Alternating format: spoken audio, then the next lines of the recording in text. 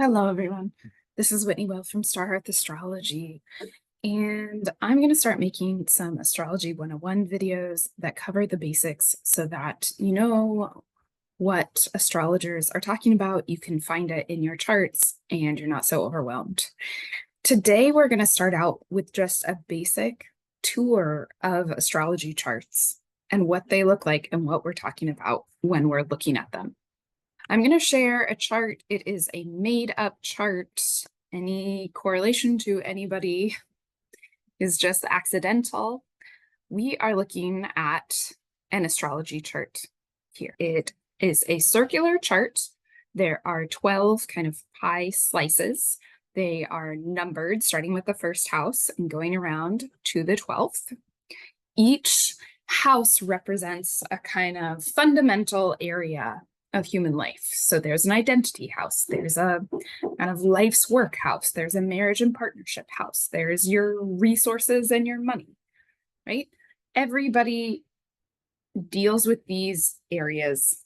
For some people, they play a bigger role, and for some people, certain areas might play a smaller role in the overall journey of their lives. And one way to look at that is what's in the houses, but that's not the full story.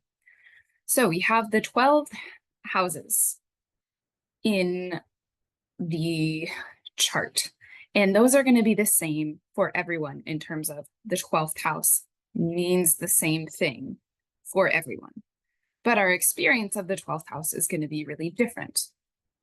And so we are also going to experience these areas based on which signs we have in which houses. And this is a very controversial topic in astrology. Different astrologers will use different house systems. And all that a house system is, it is the method by which we divide the signs of the zodiac into the houses. And on most astrology software, you can change the house system. So what I use is called whole sign houses. And what that means is that based on the sign in the first house, that entire sign takes up the whole first house, and then each house gets an entire sign in zodiacal order going around the chart. For this chart, we had Capricorn rising. So Capricorn on the AC, which stands for the ascendant, which was the eastern horizon at the time of birth. At the moment of this chart, there was 24 degrees and 22 arc minutes of Capricorn was rising on the eastern horizon. And so that degree sets the sign of the ascendant, Capricorn, and then each of the houses will have a zodiacal sign moving around in zodiacal order. So Capricorn is followed by Aquarius.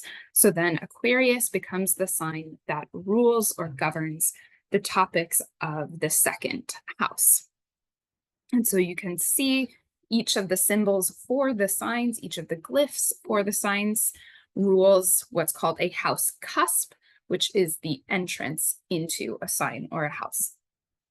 Now, one thing that works out really nicely with whole sign houses is that whenever a planet enters a new sign, it also enters a new house.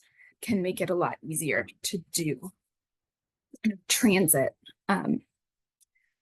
readings. Okay, so we have houses, we have the signs in each of the houses, and then we have all of the symbols inside.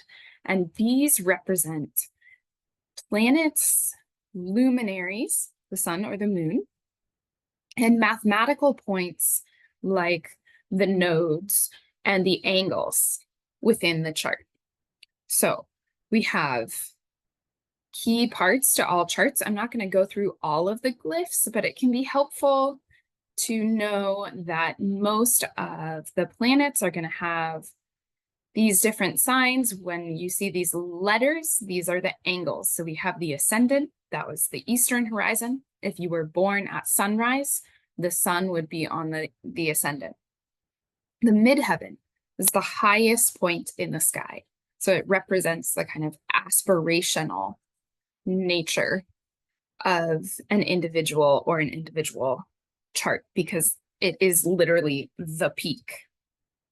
Now, in different house systems, they will put the midheaven as the boundary between the 9th and 10th houses. The angular relationship between the midheaven and the ascendant has to do with one's latitude. So the farther you get north or south, the more you're going to see these two get closer to each other. Whereas if we were close to the equator, they would be pretty perpendicular. So then we have the opposite point to the ascendant. That's the descendant. So that is the sign on the point setting on the western horizon. And then we have the point opposite the midheaven, the IC, or the nadir. That's the deepest, darkest point in the chart. And if you were born at midnight, the sun would be down there. We have planets. They're each in signs, in houses. And then this whole kind of spider web mess in the middle is called aspects. And they have to do with those angular relationships between the planets. So if you took a protractor from high school geometry or middle school or whatever, and you measured the angles between, say, the moon in this case, and the sun, we would get pretty close to 180 degrees. And we would count that as an opposition. So different aspects have different names. They also have what's called different orbs. So that's the window, which is how much leeway we give them on either side of an exact aspect to still call it that aspect.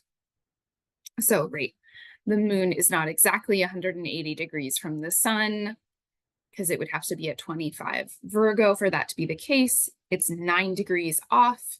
So if we're talking about the moon, most astrologers will give it about 10 degrees on either side and still count the aspect. But that's going to be different for each planet, usually based on the speed of that planet. So aspects really deal with the quality of the relationship between the planet. What roles are they playing in that relationship? Are they challenging each other? Are they egging each other on? Are they on the same team? Do they have an intuitive understanding? So we can get a sense of what are the major challenges and points of ease within the chart. So that's what we're looking at when we are looking at a chart. Then obviously the planets and the different placements will define different drives, different thematic qualities of the life or what have you, depending on what we are looking at. But that is a quick tour of astrology charts. Let me know if you have questions, if there's something that I didn't cover. Obviously, this is really cursory, and it's just so that people know what we're looking at.